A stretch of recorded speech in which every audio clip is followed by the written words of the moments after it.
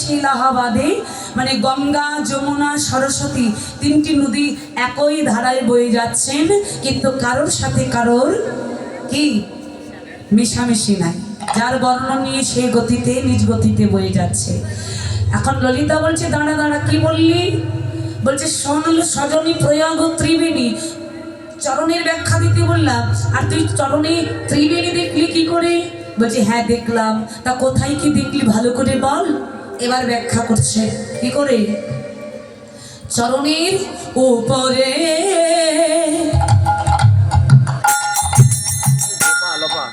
যমুনা,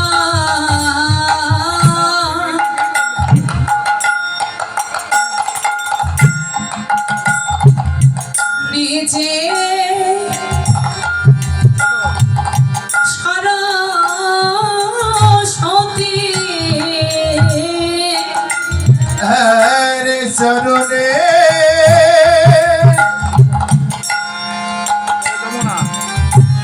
উপরে যমুনা,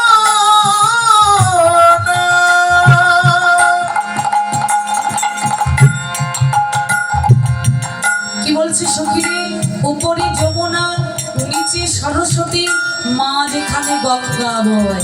বেশ ছোট বাজা আসতে বলছি, তাহলে উপরে কি দেখলি? আচ্ছা তোমরা কেউ ভগবানের চরণ দেখেছো মা?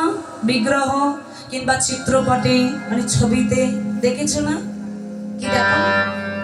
একটু মন্দি হিলাও, একটু মাঝে মধ্যে হ্যাঁ হুম বলো, ঘুম পাবে না।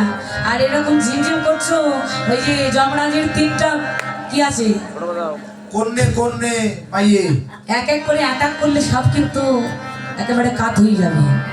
তো ওদেরকে দুর্বলতা দেখায়ও না। হ্যাঁ আসছে তো যাই হোক, তাহলে গোবিন্দের চরণ যখন দেখেছো নিশ্চয়ই জানো গোবিন্দের চরণের উপরের বর্ণটা কেমন মা?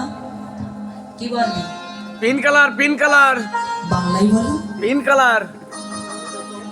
দেখবেন গোবিন্দের উপরে এই যে চরণের উপরের যে উপরি ভাগ বা চামড়াটা, এই যে উপরের যে জায়গাটা, এটা নীল বর্ণ।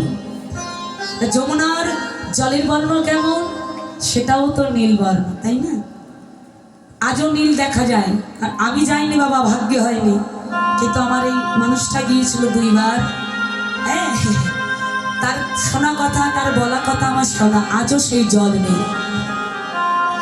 আচ্ছা সরস্বতীর জল দেখেছি কি? সরস্বতীর জলটা কেমন? সরস্বতীর জলটা হলো দুধে আলতার মতো, একটু লালচে। হ্যাঁ, দেখবেন গোবিন্দের যে চরণের তালুটা বা নিচের এই ভাগটা দেখবেন লাল টুক টুক করে। যে ভাস করেই করুক না কেন, ভালো করে দেখবি গোবিন্দের চরণের তল ভাগটা ওই দুধে আলতার মতো। মাস্টার দাদা, আচ্ছা মাঝখানে কি বইল? মাঝখানে গঙ্গা বয়। গঙ্গা নদীর জল কেমন গো? এখন তো মোবাইলের যুগ, সার্চ করলেই পাওয়া যায়। এখন আর ওই গঙ্গা যমুনা সরস্বতী দেখতে ভারতে যেতে হয় না, খালি মোবাইলে ইউটিউবে সার্চ দেওয়ার দরকার, কি তাই না? তো গঙ্গার জলটা হলো ঘিয়ে বর্ণের, ঘোলাটে। হ্যাঁ, ঘিয়ে বর্ণের। দেখবেন চরণের ঠিক 4-5টা ঘিয়ে বর্ণের। তাই বলছে সখীরে, উপরে যমুনা, নিচে সরস্বতী, মাঝখানে গঙ্গা বয়। তাই দেখেছিস বুঝি? হ্যাঁ সখী। আর কি দেখলাম? হ্যাঁ হ্যাঁ বল বল, আর কি দেখেছিস? বললে কি দেখলাম দাদা, তাড়াতাড়ি চলে আয়। তাহলে এরপর কি দেখলি? ওঠ।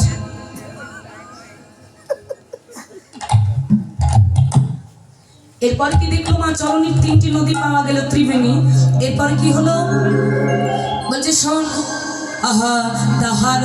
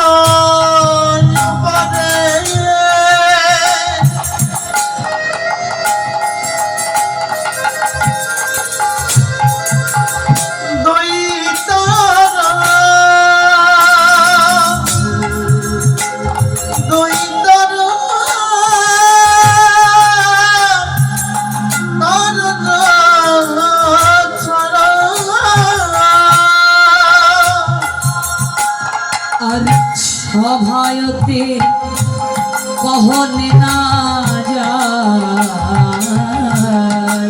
তার স্বভাবে না কখনো না যায়, স্বভাবে না কখনো না যায়, স্বভাব না কখনো না যায়। হরিবল বলছে সখীরে তাহারও উপরে দুই তরু শোভে।